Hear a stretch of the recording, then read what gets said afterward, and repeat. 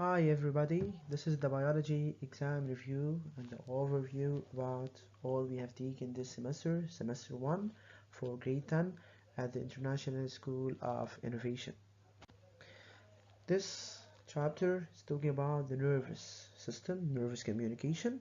It's about the organization of the nervous system in the vertebrates. What is the function of the nervous system? Mainly the function of the nervous system is to receive information, to process information, and to respond to this information. The central nervous system is composed mainly of two parts, the central and the peripheral nervous system. Here we have spinal cord, brain, and we have the nerves. Central general nervous system of a vertebrate. It includes mainly cerebrum, cerebellum, medulla oblongata, and we have the spinal cord. Cerebrum, cerebellum, and the medulla oblongata, they represent something known by the brain. Here we have a structured brain or the encephalon, the frontal lobe, the temporal lobe. Cerebrum is composed of two hemispheres, the right cerebrum and the left cerebrum. We have the cerebellum here, and here we have the medulla oblongata. Finally, we reach to find the spinal cord. The nervous system is composed mainly of two parts, as we said, the central nervous system and the peripheral nervous system. Mainly the central nervous system is composed of the brain and the spinal cord, while the peripheral is composed of the cranial nerves and the spinal nerves. Cranial nerves, they come from the cranium. Brain is composed of cerebrum, cerebellum, and medulla oblongata, as we said before. And the cranial nerves, they ramify from the brain. Spinal nerves, they ramify from the spinal cord. Here we have the brain, which includes the cerebrum, cerebellum, and the medulla oblongata. What's the function of these three parts? Is to analyze, receive the information, integrate them, and then you have to take the proper decision. While function of the cranial nerves and the spinal nerves, cranial nerve, they ramify or they branch from the brain. Spinal nerve, they ramify from the spinal cord. They carry messages between the CNS, central nervous system, and the effector organ or the receptor organs. So nervous system is composed of two parts. One, central nervous system. Two, the peripheral nervous system. Central nervous system composed of brain and spinal cord. Brain is composed of three parts, cerebrum, cerebellum, and the medulla oblongata. Why? The peripheral nervous system composed of cranial nerves and the spinal nerves. Cranial nerve, they ramify from the brain. Spinal nerve, from its name, they ramify from the spinal cord. They carry message between the central nervous system and the effector organs. Here we have the nervous system is a network that includes, what does it includes? Includes stimulus. First, we have the receptor organ. Second, we have CNS, central nervous system.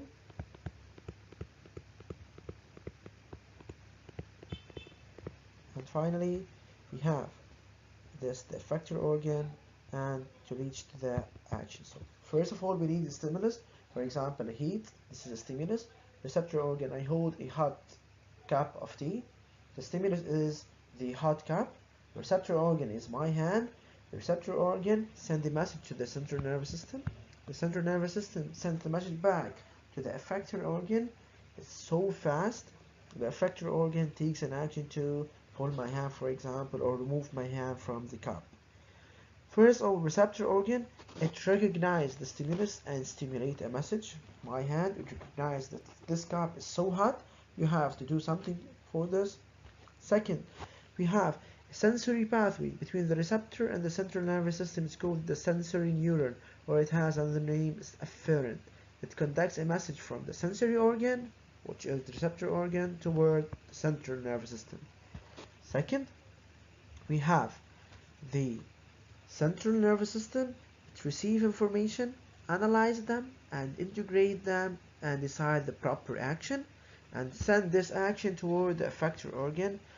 using a motor neuron. So in the middle here we have sensory neuron, and here in the middle we have something called motor neuron. So motor neuron, it conducts a message from the central nervous system to induce a response toward the effector organ, which has to induce the response or the action. This is by the by the help of the motor neuron, which is called efferent. So sensory neuron between receptor and the central nervous system. Between the central nervous system and the effector, we have a motor neuron, which is called efferent neuron. And finally, the effector organ, it receives the decision to perform an action or to stop an action. So this is the figure. Receptor organ, they recognize the stimulus and simulate a message. Between the receptor organ and the central nervous system, we have a sensory neuron. It's called afferent. Conduct a message from the receptor organ or the sensory organ toward the central nervous system. Central nervous system receive information, analyze, and integrate them toward the motor neuron by the help of a motor neuron. Motor neuron is efferent, which conduct a message between the central nervous system and the effector organ. So between receptor and central nervous system, it's a sensory neuron. It's called afferent. While between the central nervous system and the effector organ, we have motor neuron, which is called efferent, to have the action finally. This is the figure of the spinal cord. Here we have, for example, I may give you this figure in the exam. You have to label it white matter, and this one is called the gray matter.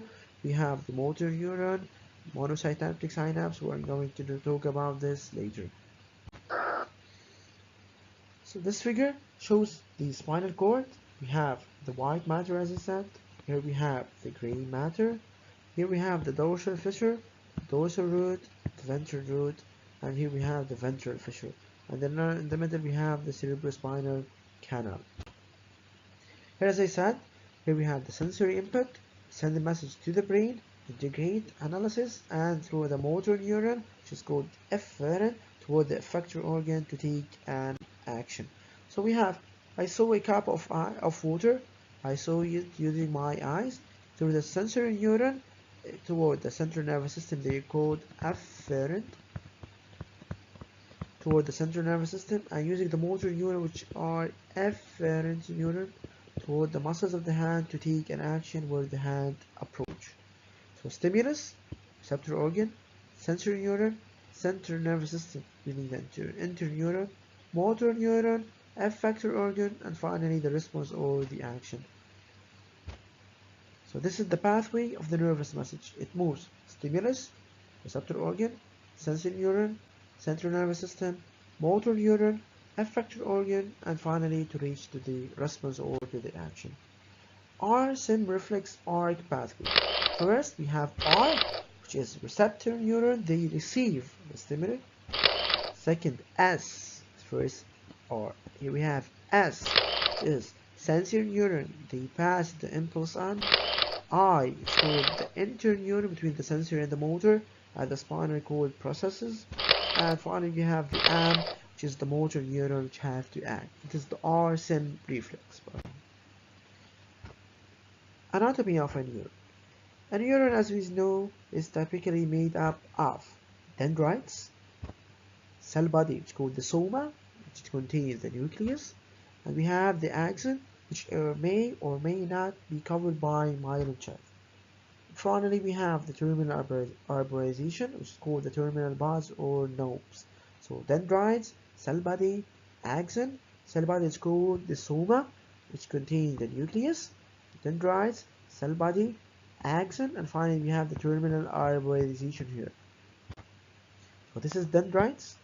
Here we have cell body, which contains the nucleus. This is cell body, it's called the soma. Some neurons, they are myelinated, they contain myelin. This is the axon. And finally we have the synaptic terminal or terminal arborization. So the neuron is the basic structure unit of the nervous system. Dendrites, they carry impulses toward the cell body. They carry the nervous message toward the cell body. And axon, they carries impulse away from the cell. We have myelin chains. We have synaptic terminals. They contain mainly epinephrine, norepinephrine, acetylcholine, or GABA. We're going to talk about this later. So the structure and the functional unit of the nervous system is the nerve cell, or it's called the neuron. And neuron is referred to be as a bundle of nerve fibers. A nerve is a bundle of neurons. So group of nerve fibers, they give a neuron. Group of neurons, it gives a nerve. Group of nerves, they give the nerve system. Nerve fibers, group of them, they give a neuron. Group of neurons, they give a nerve. And group of nerves, they give a whole nervous system. Neurons can be classified following two criteria, either their structure or their function. Classification according to their structure is classified into three kinds. First one is called a unipolar. It's called a T-shape. It looks like a T-shaped neuron. This type of neuron is found in the sensory neurons of the spinal cord, containing one axon, one dendrite, and they are directly joined. Second, we have the bipolar. Bipolar is found mainly in the retina of the eye and the cerebellum, contain one axon and one dendrite. They are joined through the soma. It's called bipolar. And finally, we have the multipolar. Multipolar neuron is mainly found in the cerebral cortex, retina, and the spinal cord. It shows many dendrites, as shown here. It shows many dendrites and only one axon which leaves the cell body. According to their function, we have three types. As I said before, we have sensory neurons called the afferent, receives and conducts sensory information from the peripheral sensory organ toward the CNS, which is the central nervous system. Associative neuron is called the interneuron. It receives nervous message from the sensory neuron, integrated, and then carry or conducts a nervous message toward the motor neurons. Look like a link between the sensory and the motor. Mainly it's found in the brain or the spinal cord only. Motor neuron is an efferent neuron. It carries nervous messages away from the central nervous system toward affected organ like the gland, the muscle, to induce a response there. This is the figure that shows a brain in the skin, how does it use an action and response. Here we have the stimulation here at this level. We have stimulation. It moves through the sensory neuron, serenity neuron, toward the brain, and then the brain sends the message back here. The brain sends the message back to efferent neuron toward the organ to take an action. What is the role of myelin? Myelin chain is a lipoprotein. It's the definition of myelin chain. It acts as a protective layer of the axon and as an insulator. Myelin chain is not continuous along the axon. The gaps are known by nodes of Flannery. Actions, maybe, they are classified into two types. We have something known by voluntary and involuntary. Voluntary actions, actions that require thinking, actions that require the intervention of the brain in addition to the spinal cord. While involuntary actions, they are reflexes, they do not require thinking, actions do not require the intervention of the brain. Is a neuron always active? This is a big question. Are we always listening? Do you think that you always listen? Are we always walking? Are we always in pain? No. Sure no. So, what is the big answer? Do you always think? Mostly you don't think. Mostly, sometimes you have to stop thinking. So the neuron or nerve fiber is said to be at rest in the absence of a stimulation. If there is no stimulation, so there is no action of a neuron. Aim of the following experiments is to study the electrical state of a neuron at rest. Here we have recording of action potential. Recordings are obtained on a giant axon of a neuron by using microelectrodes connected to a galvanometer or an oscilloscope relay. Here we have experiment number 1. We have nerve fiber, axon, and here we have physiological stimulation. And here we have the oscilloscope. The needle of the voltmeter, didn't deviate from 0. What does this imply? It remains as 0. This indicates that there is no potential difference between across the surface of the axon, or there is no potential at all. at the surface of the action. Whenever it negates 0, so there is no action potential. Moving to experiment number 2. The needle of the voltmeter didn't deviate from 0. What does this indicate? There is no potential in the internal medium of the axis. Both of the electrodes, they are connected to the internal, so there is no difference, so no potential difference. Moving to experiment 3. Experiment 3. One of the electrodes is outside, other is in the internal part of the axle. So the needle of the voltmeter deviated away from 0 and the graph indicates minus 70 millivolt. So delta V, what can you deduce? What may be deduced from these experiments is as follows. In neuron at rest, there exists a potential difference between the interior and the exterior of the nerve fiber. Between the interior and exterior, not between the exterior only and not between the interior only. Between the interior and the exterior of the nerve fiber. Between the interior and the exterior of the nerve fiber. So delta V is less than 0, which is minus 70 millivolts. So the interior of the nerve fiber is negatively charged with respect to the exterior. The resting potential is the potential difference that exists between the intracellular and the extracellular, between the interior and the exterior of media of a nerve fiber that is at rest. So the resting potential is the potential difference that exists between the intracellular inside and the extracellular outside media of a nerve that is at rest. This is the figure, interior, and this is the exterior. This is plasma membrane, and this is microelectrodes inside the cell. And here the microelectrode is outside the axis. Okay, the resting potential. What is this meaning? What is the membrane potential? And what the meaning of resting potential? There is an electric charge across the membrane. This is the membrane potential. Whenever you have electric charge across the membrane, it's called membrane potential. The resting potential, when the cell is not firing, is at rest, is 70 millivolt. Delta V is equal to minus 70 millivolt between the inside and the outside. So the resting potential of a neuron, you have to know this, it's minus 70 millivolt. Resting potential, all cells, not just excitable cells, they have resting potential and electric charge across the plasma membrane. The size vary between the cell, but it runs about minus 70 millivolt. Here, you have to know the note that the resting potential may range between minus 5, to 90, minus 90, depending on the species and the nature of the nerve. Here we have 3 Na+, you are picked up, 3 Na+ are picked, and they pump to the extracellular fluid, and 2K+ you are picked up. So the 3 goes out of the cell and 2K+ they enter the cell. Then the 2K+ are pumped inside the cytosol. How is resting potential maintained? At rest, sodium gates are closed. Na+ gates they are closed. The brain is 50 times more permeable to K+ potassium ions, causing them to leak out.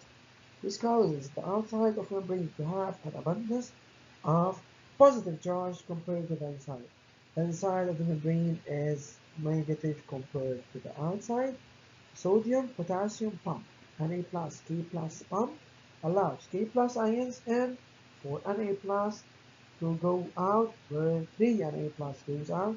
This further creates a charge difference. But is a neuron always at rest? Some notes you have to keep in mind here. What the meaning of an excitable neuron? A neuron that's able to respond to an effective stimulus is called an excitable neuron. What the meaning of an action potential? Is term given to the electric visualization of the response of a neuron. It's called action potential. First, excitable neuron, and second, we have definition of action potential. You have to keep in mind also what is the meaning of threshold of excitation. Threshold of excitation if the minimum intensity of a stimulus is able to stimulate a receptor that may or may not emit a nervous impulse or message. Below this intensity of stimulus, no response will be recorded.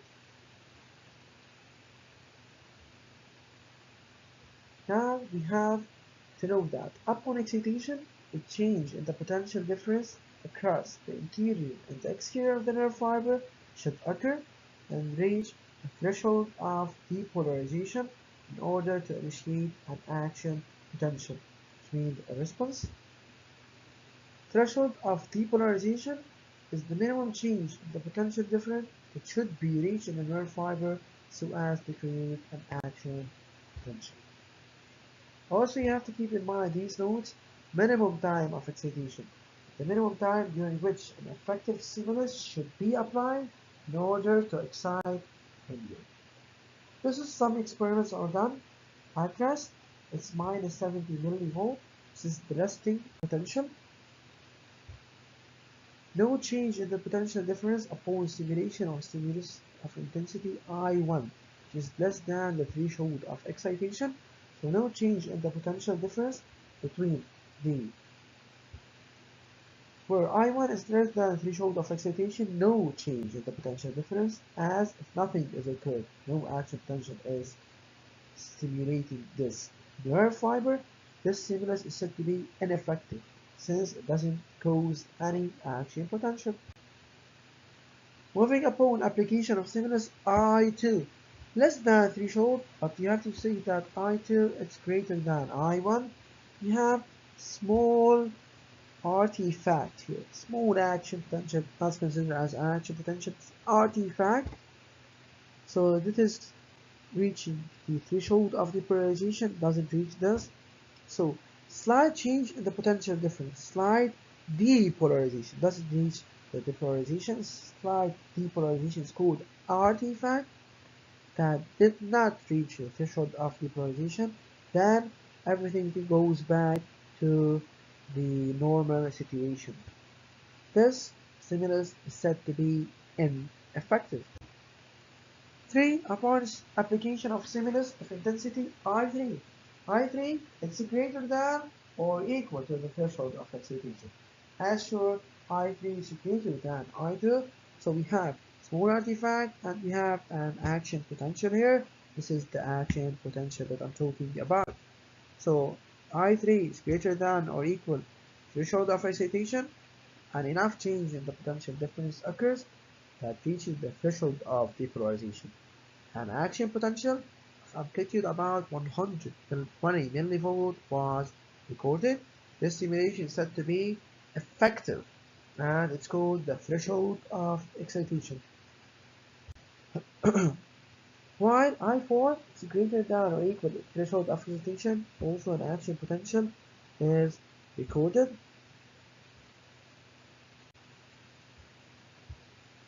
As enough change in the potential difference occurs that reaches the threshold of depolarization, the same response was recorded, so the stimulus is also effective.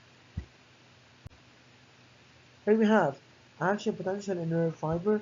We have different stages: 1, 2, 3, as named here, 4, 5, 6, these stages, and finally 7. What do we call each stage? 1, it's called the resting potential. 1 is called the resting. High popularization or artifact, whenever we have a small high popularization, it's called the artifact.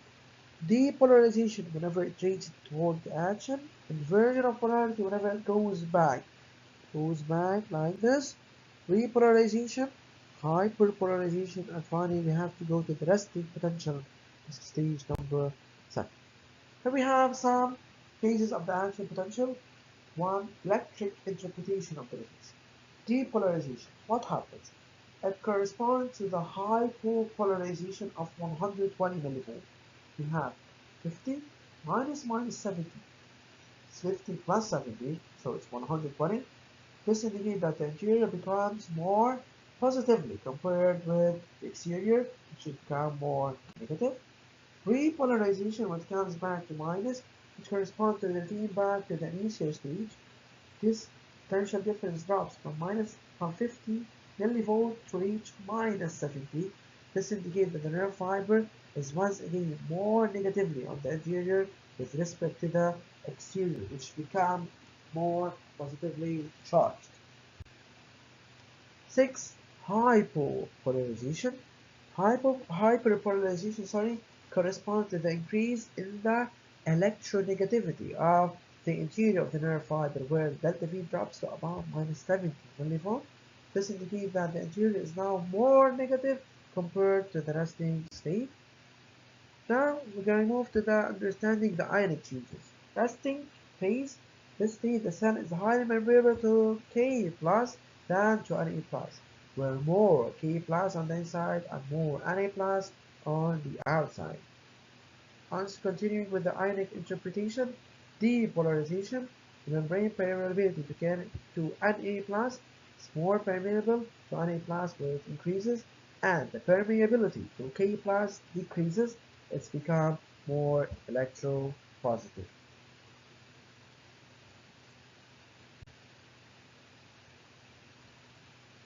This before depolarization, more positively charged on the outside, more negatively in the inside. This figure rapid depolarization where more positive enters inside the cell and the delta V will increase. This is the action potential and the nerve, the threshold potential resting about minus 70, and whenever we have this speed it's called an action potential. So threshold potential will trigger an action potential or a nerve impulse. We're gonna have an action potential or a nerve impulse. So the action potential is an all or none. So read the law of all or none. Moving back to the ionic interpretation of the repolarization, the anterior where it becomes more electronegative.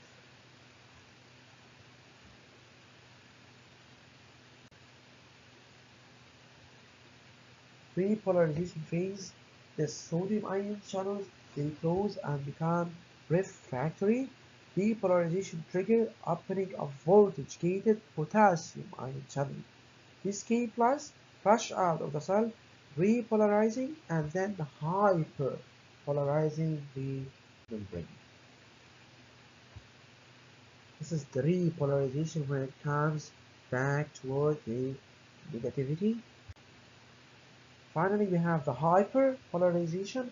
K plus channels are still opening. We are too slow to close, so more positive accumulate on the outside as of the fiber as compared to the resting.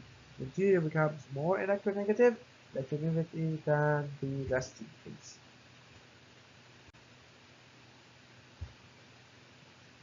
Resuming the resting potential, potassium channels they close, repolarization reset sodium ion channels, ions diffuse away from the area, and the sodium potassium Na plus K plus transporters maintain polarization. The membrane is now ready to fire again. All or none response. If an action is simulated above its threshold, it will trigger an impulse down its length. The strength of the response is not dependent upon the stimulus. An action cannot send a mild or strong response. Either it sends or it doesn't. Either it responds or does not respond. Why does the nervous message always propagate in unidirectional? When a zone of nerve fiber is excited efficiently, depolarization occurs and an action potential is created. This depolarization, it will create or stimulate the depolarization of the nerve zone ahead. This is because the previous zone is said to be in a refractory period, non-excitable one. As such, the nervous message propagates forward and never backward in vivo. So therefore, the nervous message is said to propagate in a unidirectional manner from dendrite cell body toward the axon and to the next cell. How to measure the speed of propagation of the nervous message? How to measure the speed of propagation of nervous message? Here we have a stimulating electrode and we have a recording electrode. This is delta D, the distance between these two electrodes, and we have delta T is the time between each response. So V, as you know, is equal to delta D over delta T. equal distance over the time as in the physics. Factors that affect the speed of propagation. First, the diameter. So we have D1, D2. As you see here, D1, nerve fiber 1, D2, nerve fiber 2. As we all see that D2 is greater than D1, so the nervous message propagates faster whenever we have a larger diameter. So V1 is greater than or less than, since it has less diameter, so D2 has the highest diameter, the greater diameter has the greater velocity. So diameter of the nerve fiber affects, as the diameter of the nerve fiber increases, the speed of the nervous message increases also, where as D increases diameter, the speed of propagation of the nervous message increases. Second factor, myelination of the nerve fiber. Nerve fiber 1, nerve fiber 2. Nerve fiber 1 is not myelinated, nerve fiber 2 is myelinated. So in the nerve fiber 2, the speed is more than the speed in the nerve fiber 1. What does this mean? Presence of a myelin has a higher effect on the increasing of the speed than the effect of the diameter. What does the myelin do for the propagation of the nervous message? In the absence of a myelin in a non-myelinated nerve fiber, the message propagates by this way. While whenever we have a myelin, the message propagates in a myelinated fiber in a such way it's called a saltatory movement. Myelin is an insulator. It doesn't conduct a nervous message, so it doesn't conduct. You have to jump over this. If you see here, it's jumping. 1, 2, 3, 4. The jumping movement, as you see here, the propagation of the message is like this way. This is called a saltatory movement or saltatory manner. The message propagates in a saltatory movement, so it's going to be a faster one. Saltatory conduction. The jumping of an impulse between the nodes of round V, thus dramatically increasing its speed. It only occurs in the case of the presence of myelin, 2 meters per second to reach 120 meters per second. Factors that affect the speed, also we have temperature. T1 equal 20, T2 equal 30 degrees Celsius, nerve fiber 1, nerve fiber 2. T1 is less than T2. That means that T2 is going to be the strongest one and will have the strongest velocity. V2 is greater than V1. So as the temperature of a nerve fiber increases, the speed of propagation of the nervous message will increase. Third factor is drugs. Drugs, we have two types. We have drugs that are stimulants. We have other they are tranquilizers. Stimulants, they stimulate the message. Why? The tranquilizers decelerate the nervous message. Now we're going to move to the worksheet, exam review worksheet. We're going to start solving this. Indicate the true statements and correct the false one. A nerve is a bundle of neurons. Sure, this is true. According to the structure, neurons are classified as sensory, interneuron, and motor. This is not according to structure, this is according to function. Or if you want to say according to structure, neurons are classified as unipolar, bipolar, or multipolar. This is false. Resting neuron is the neuron that's able to respond to an effect. So, no, this is called an excited neuron. Resting phase of the action potential, the cell membrane is more permeable to ketones than a plant. This is true. And finally, we have the threshold potential will trigger an action potential on nerve input. This is true. So false, according to the structure. Number 2B, neurons are classified unipolar, multipolar, or bipolar neurons, or according to their function, they are classified as sensory, interneuron, or motor unit. Question number 2 says, we subject a nerve to a series of electric excitations of increasing intensity I1, I2, I3. I1, I2, I3, and I9, reaching I9. These are increasing intensity for I1 less than I2 less than I3. The amplitudes are listed in the table below. Density, and we have the amplitude. Construct your curve. You have to construct your curve. This is intensity, and we have the amplitude. Again, the shape of the curve will be like this and reach a threshold like this. So, analyze the obtained graph. As we increase I1 and I2, there is no amplitude, there is no action potential. So I1 and I2, they are classified as ineffective stimulation. The first one to have a stimulation is I3, so it's classified mainly as the threshold of excitation. So first I1 and I2, you have to say after applying stimulation of intensities I1 and I2 to the nerve, no action potential was recorded, was 0 millivolt. Then, the first action potential were recorded at I3 with an amplitude of 110 millivolts. So as the intensity increases from I3 to reach I7, the amplitude increased reached 680 millivolts at I7 and it stays constant at I8, I9. Effective, ineffective, so they are I2, I1, and I2. Effective stimulations, they are all of them I4, 5, 6, 7, 8, and 9. The threshold of excitation sure is where the first action potential was recorded, so it's I3. Do we obtain the same result if we replace the nerve by a nerve fiber? Justify your answer. First, you have to go to the graph analysis. After applying the simulations of intensities I1, I2, and I3, no action potential was recorded, which is 0 millivolt. The first action potential was recorded on I3 of amplitude 110, and the intensity of stimulation increases from I3 to I7. The amplitude of response increases to reach 680 millivolt and it remains constant, and the intensity increases from I7 to I9. This is the analysis. 3. There is no action potential recorded at intensity I1 and I2. They are ineffective. The first action potential was recorded where at the intensity I3. So this is the threshold of excitation. Since we have the first action potential, I4, I5, I6, I7, I8, and I9 shows action potential. So they are effective stimulation. If we replace the nerve by nerve fiber, justify the answer. What will happen? Do we have the same results? Sure, no. Does nerve fiber obey the law of all or none?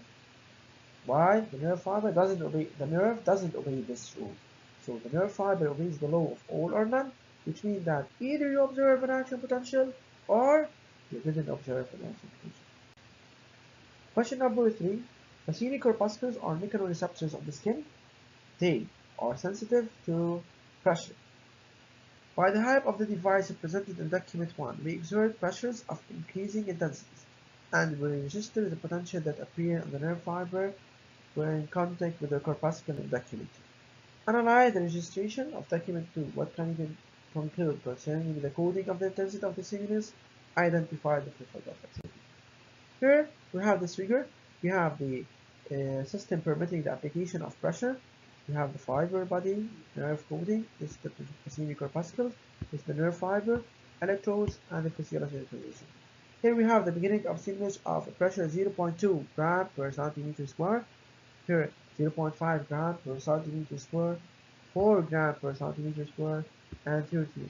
If you see here at 0.2, we didn't see any actual potential. It starts about 0.5 gram per centimeter square. So the first action potentials, they are the same amplitude, but they differ in the frequency. So for pressure of 0.2 gram per centimeter square, no response was recorded. As pressure increases to reach 13 gram per centimeter square, the number of recorded actual potential increased to reach about 45 action potentials of same amplitude within the given time. Since as the intensity of stimulation increases, the number of the recorded action potential increases, but keeping the same amplitude. The amplitude doesn't change. Then the nervous message is coded by the frequency and not by the amplitude. Part B, identify the threshold of excitation. Since for I equals 0.2 gram per centimeter square, no response was recorded, And for I equals 0.5 gram per centimeter square, the first time in this experiment few action potentials were recorded, then the threshold exists between these two, between 0.2 and between 0.5. It's greater than 0.2, but yet it's less than or equal to 0.5 gram per centimeter cube. So the nervous message here is coded by frequency and not by amplitude, and you have to know the amplitude is the same but the frequency is different. Pay attention to these notes, study well guys, and good luck for your exam. Bye bye.